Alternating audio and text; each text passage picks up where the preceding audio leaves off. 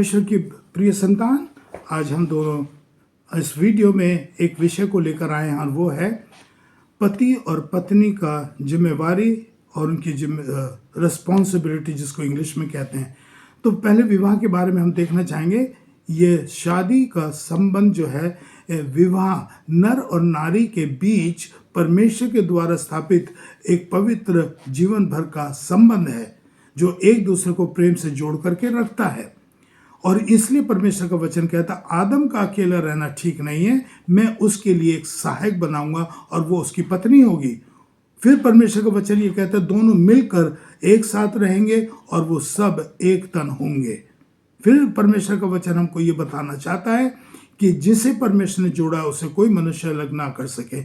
इन वचनों के द्वारा हमें ये संदेश मिलता है कि शादी विवाह जो है परमेश्वर की योजना है, परमेश्वर की इच्छा है और उसी ने स्थापित किया है। हम उसकी इच्छा के विरुद्ध नहीं जा सकते। इसलिए अब इस वीडियो में हम लोग सबसे पहले देखेंगे कि पति की जिम्मेवारी, रिस्पॉन्सिबिलिटी जो है पति पत्नी के प्रति क्या है। तो पति के बारे में हम सुनेंगे, वो उसकी जिम्मेवारी क्या क्या है। सुने वचन क्या कहता है।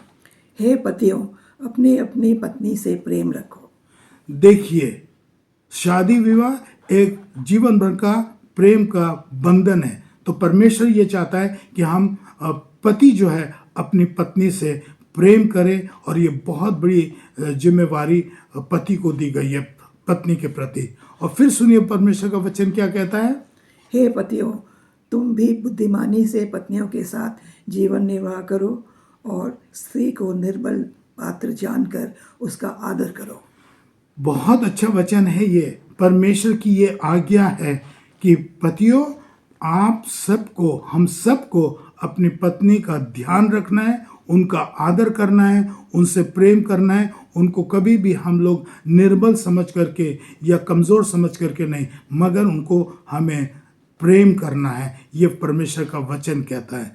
और फिर देखें, अब परमेश्वर का वचन एक और कहता है कि ये जो पत्नी और पति जो होते हैं वो मिल करके दे आर यूनाइटेड टुगेदर, वो एक साथ होते हैं। फिर सुनिए परमेश्वर का वचन क्या कहता है।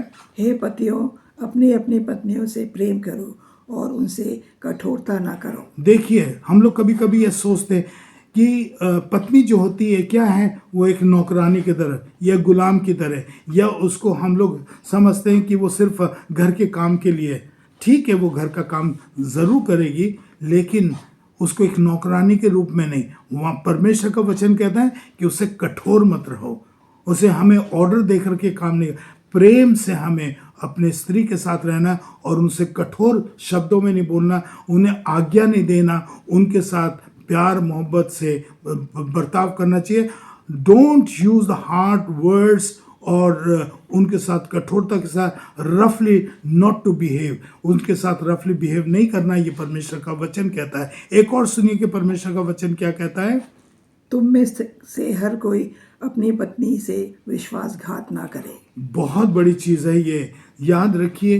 कभी कभी हम लोग पति लोग जो होते हैं वो पत्नी के विरुद्ध में एक विश्वासघात कर देते हैं। विश्वासघात का मतलब क्या है कि अपने परमेश्वर ने हमें पत्नी एक सहायक दिया है टू बी विथ हर, हमें उससे विश्वासघात नहीं, हमें और दूसरी पराई स्त्री के साथ व्यभिचार नहीं करना है, क्योंकि ये व्यभिचार परमेश्वर की दृष्टि में नफरत है। इसलिए परमेश्वर ये कहता है कि कभी भी विश्वासघात नहीं करना चाहिए।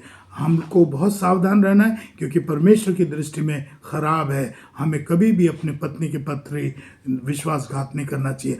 अब सुने, अब पत्नी का भी कुछ जिम्मेवारी है जो कि पति के प्रति है।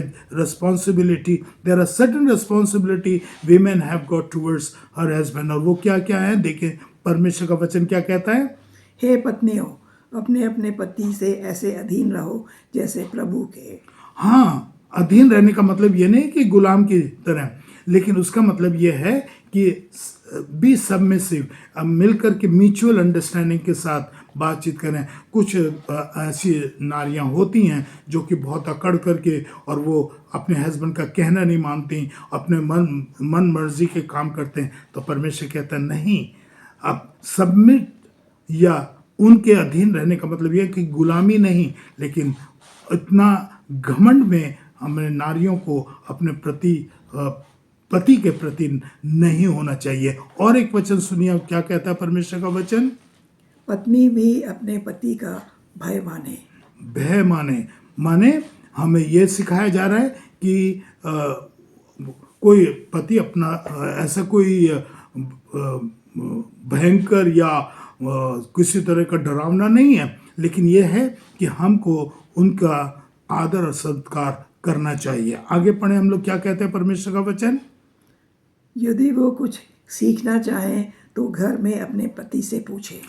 देखिए, यहाँ पर एक ये वचन हमको ये सिखाना चाहता है कि बहुत सी नारियां क्या होते हैं, अपने मन मौजी या अपने मन से बहुत सारे काम करते हैं, पति को बताते नहीं हैं या उनको बताने की कोशिश। इसीलिए परमेश्वर ने पहले वचन में ये कहा है कि सबमिसिव माने उसके अधीन रहो। हमें कोई पति मना नहीं करता, लेकिन ये कहने का मतलब ये कि हमें पूछना चाहिए उसको कि मैं ऐसा कर लूँ या वैसा कर लूँ, या जो कुछ उसको करना चाहिए वो पति को पहले बता दे, अपने मन विचार से कुछ नहीं, क्योंकि इसमें हानि ज़रूर हो सकती है। चोरी छुपे कुछ नहीं करना चाहिए। अगर पत्नी किसी तरह से चोरी छुपे कोई पति के बिना बताए करती है तो वो भी एक तरह का विश्वासघात हो सकता है, लेकिन यहाँ पर परमेश्वर का वचन कहता है कि बता करके करो। और एक और परमेश्वर का वचन क्या कहता है?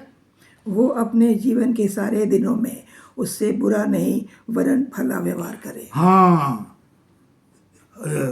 कभी कभी हमारे में नारियों में ये घमंड हो जाता है कि पैसा कमा रहे हैं या आदमी से कुछ ज़्यादा टैलेंटेड है तो वो अपनी मनमांजी करते हैं। नहीं, वो ये कहते हैं अपने पति के प्रति भला करें। अब जैसे कभी बीमारी हो गई, कुछ हो गई तो पति को छोड़ देते हैं, या पत्नी बीमार हो गई तो पत्नी को छोड़ देते हैं। नहीं, हमेशा पत्नी को अपने पति के लिए भला सोचना चाहिए। उसके पति के पीछे कोई बुराई दूसरों के साथ नहीं करनी चाहिए, मगर अच्छी बात बोलनी चाहिए। देखिए, परमेश्वर का वचन एक और कहता है, भली पत्नियां अपने पति का मुकुट होती है। कितना बड़ी बात है ये कि पत्नी को वो उसका सम्मान और आदर करना चाहिए कि वो एक पति के लिए एक मुकुट के समान होती है। और फिर एक वचन और वो ये कहता है, हे पत्नियों अपने पति तथा बच्चों के साथ प्रेम और नम्रता के साथ रहो।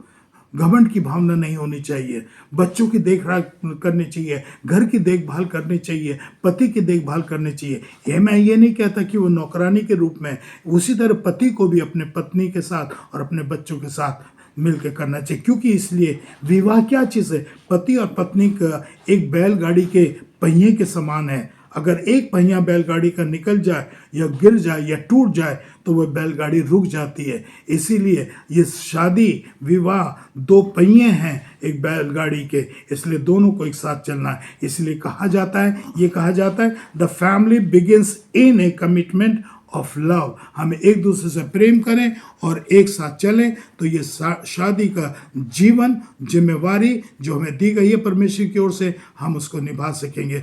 Wish you all the best, wish you happy married life to all the married couples. Thank you.